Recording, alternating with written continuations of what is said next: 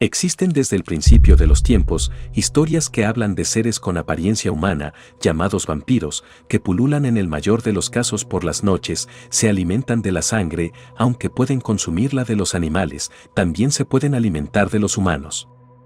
Se dice que los vampiros no pueden andar de día, pero esto no es del todo cierto. A diferencia de los vampiros ordinarios, que son llevados a un estado casi de fuerza natural, los vampiros diurnos están más cerca de lo que eran. Aunque carecen de muchas de las inmensas fuerzas del vampiro, también carecen de muchas de sus debilidades, luz solar incluida. Aunque es posible matar a un Daywalker como se puede matar a un hombre, sigue siendo mucho más difícil.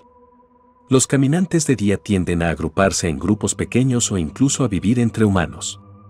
Sus características son más suaves y agradables que sus parientes, y sus ojos son solo un tinte de una versión más clara del color cuando eran humanos. A diferencia de los vampiros típicos, los Daywalkers o diurnos tienen uñas afiladas que actúan como garras. Usan estas garras con el mismo propósito que cualquier lobo usa sus dientes, a cazar. Los colmillos de un diurno se deslizan levemente fuera de sus encías sobre sus dientes, una característica que les ha salvado muchas generaciones de esconderse. Sin embargo, una de sus mayores ventajas es la inmunidad a la luz solar que les ha valido su nombre. Siguen siendo nocturnos, pero el sol no los quema. Incluso proyectan sombras y reflejos. Quise hacer esta pequeña introducción sobre los vampiros diurnos o Daywalkers por esta historia que hoy le vamos a contar, la cual recibimos directamente de la fuente, y ella asegura que los vampiros existen. En el año 1985, vivía en Santo Domingo una joven dominicana de 24 años, de nombre Consuelo. Ella era madre soltera con 2 niñas.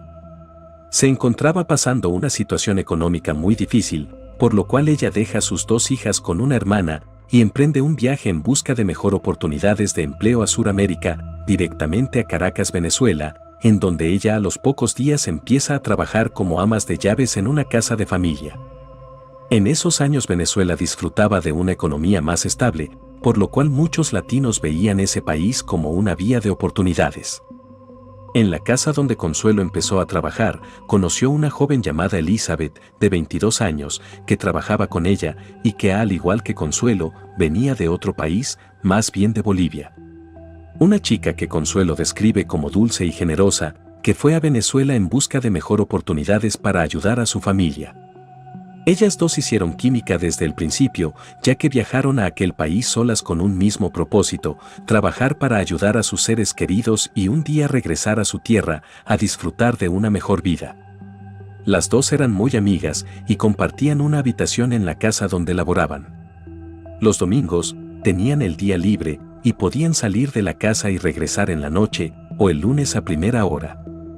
Así podían visitar amigos o familiares o pasear por la hermosa ciudad de Caracas. Pero aquel domingo, todo cambiaría para su amiga Elizabeth. Elizabeth llegó el día lunes muy asustada, con nervios y delirando a la casa, con una cicatriz en su cuello. Consuelo, desde que la vio, notó que algo malo le había pasado a su amiga.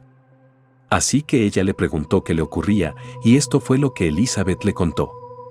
El domingo ella salió antes del anochecer, a eso de la 4 p.m. 16 horas, ya que era el día libre.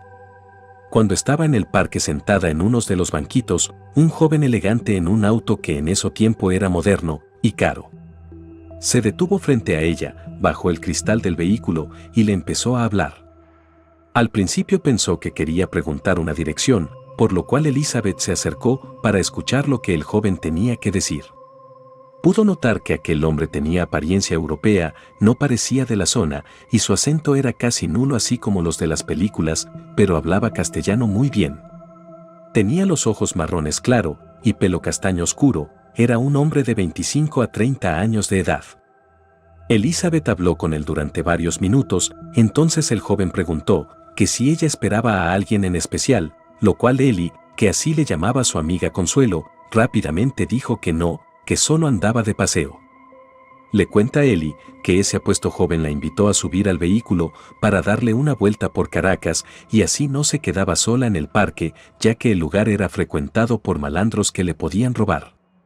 Ella dijo: no tengo nada que me roben, pero no sería mala idea dar una vuelta en tu carro. La joven vio una oportunidad de conocer un hombre apuesto y que aparentaba ser rico. Así que subió al auto y se fue con aquel chico, aparentemente amable. Luego de más o menos media hora dando vueltas en el coche, él le dijo: vamos a mi casa, así conoces dónde vivo. Ella se quedó callada, pensando: este lo que quiere es acostarse conmigo. Y él, como si le leyera la mente, le dijo: te juro que no quiero llevarte a la cama ni nada de eso, solo quiero compartir contigo y conocerte mejor. Por lo cual la joven Elizabeth aceptó. Pasaron más de 20 minutos y llegaron al lugar. Era una zona que ella no conocía, ya que casi nunca salía más allá del parque y solo tenía algunos meses que había llegado de Bolivia. Entraron a una zona donde las casas eran lujosas, estilo villas, mansiones que medían kilómetros al cuadrado. La zona era muy linda, con muchos árboles y un clima bastante acogedor. En el camino notó que cada casa estaba muy distante de la otra. Cuenta Consuelo que el nombre del chico Elizabeth nunca lo mencionó, porque al parecer ella no le preguntó o simplemente se le olvidó en el proceso. Cuando llegaron a la vivienda del joven, entraron por un portón, con un camino largo hasta llegar a la casa.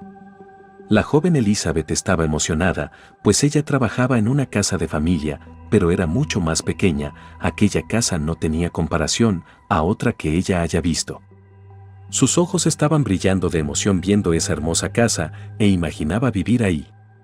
Cuando entraron notó que en la casa no habían más personas, por lo cual ella le preguntó al caballero: ¿pero vives solo aquí? Él le respondió: yo tengo empleados que siempre están en la casa, pero hoy tienen el día libre, vuelven mañana. Lo cual era lógico para ella, ya que era domingo. Ya eran más de las 7 p.m. 19 horas de aquel inolvidable día. El apuesto joven le mostró toda la casa, excepto una habitación que estaba al final, con las puertas cerradas. Ellie, como era muy curiosa, le preguntó: ¿y en esa habitación qué hay? El caballero la ignoró y le dijo: ven, vamos a tomar algo. Él le preparó un cóctel, y a pocos minutos Elizabeth empezó a sentirse mareada. Notó que el joven se alejó de ella y abrió la puerta que anteriormente Ellie le había preguntado qué había ahí, y él no quiso contestar. Ella se encontraba asustada y un poco fuera de sí por el extraño y repentino cambio del joven. Fue en ese preciso momento que vio en aquella misteriosa habitación una especie de altar con muchas velas encendidas. Quiso moverse, pero estaba pasmada, no le salía la voz. Al parecer el joven la había sedado o realizado una especie de hipnosis sobre ella. A pocos segundos del chico entrar a la habitación, salió con una capa grande como usan los vampiros en las películas, y sin ella poder defenderse él se le lanzó encima, notando Ellie que su cara ya no era la del joven y amable chico que había visto minutos antes. Sus ojos cambiaron, su rostro ya no era el mismo, y sus dientes tenían colmillos largos y perfilados, como lo de un vampiro. Elizabeth, en su apuro por escapar de aquel lugar, se desmayó y no supo más de ella hasta la mañana del lunes. Cuando ella despertó, el joven la estaba observando. Notó que ya era el mismo que la subió el día anterior a su carro y su rostro volvió a la normalidad. Pero seguía siendo oscuro y malvado. Aquel misterioso hombre la amenazó con vengarse con cada uno de sus seres queridos, le mencionó direcciones de lugares donde se encontraban sus hermanos y sus padres en Bolivia que ella no le había contado a nadie. Él tenía cada una de las direcciones de sus familiares. La chica sabía que estaba hablando en serio, por lo que ya había sucedido. Le prohibió ir con la policía o autoridades a contar lo ocurrido. Es válido destacar que en 1986 no había internet ni celulares que de alguna forma puedan revelar todos los datos que sabía el misterioso hombre sobre Elizabeth.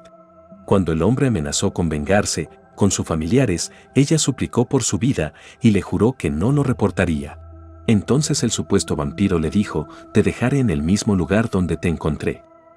Y así fue que ella le contó a Consuelo lo sucedido, luego de que Consuelo le prometiera a Elizabeth no ir con las autoridades. Lo que sí hicieron fue ir al médico, ya que Ellie no podía mantenerse de pie. Allí le hicieron una transfusión de sangre, porque había perdido mucha. Los médicos le preguntaron por la extraña cicatriz de su cuello, y ella le dijo que la habían asaltado. La joven Elizabeth nunca volvió a ser la misma, y pasado un tiempo regresó a Bolivia. Y Consuelo 10 años después volvió a Santo Domingo. Pero nunca supo más de su amiga, aquella joven boliviana, que fue secuestrada por un vampiro en Caracas, Venezuela. Quizás solo se trataba de un fanático loco. Pero ¿cómo sabía tanto de la vida de Elizabeth? ¿Será que era un verdadero vampiro, un diurno, con la capacidad de andar en el día como en la noche? También es posible que el chico solo sea un lacayo del vampiro, y quien la atacó fue en realidad un vampiro nocturno, porque todo iba bien hasta que cayó la noche, y ella con el miedo no se dio cuenta de que quizás se trataba de alguien más, el que la atacó. Suena muy fantasioso, pero en este mundo existen cosas en las sombras que no conocemos. Y el relato de Elizabeth a su amiga Consuelo fue muy preciso y real.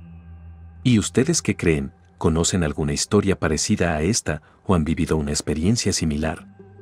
Quizás alguien ha sabido de Elizabeth que para estos tiempos debe de tener unos 58 o más años y es posible que su historia la conozca algún familiar de ella en Bolivia. Si es que en realidad se fue. Si has llegado hasta aquí, muchas gracias. Espero que nos sigas y actives las notificaciones. Regálame un like y hasta un próximo video en Historias y Misterios.